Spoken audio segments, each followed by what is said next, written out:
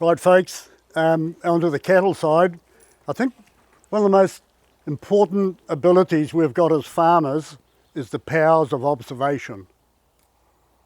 After all my years farming, be it our livestock or our pasture or whatever, we can be too quick and rush around with a lot of systems that don't always work, or too many to make it work, but the powers of observation. So I'm just going to test, we'll explain a little bit deeper. We've got 2 or 3 lines here.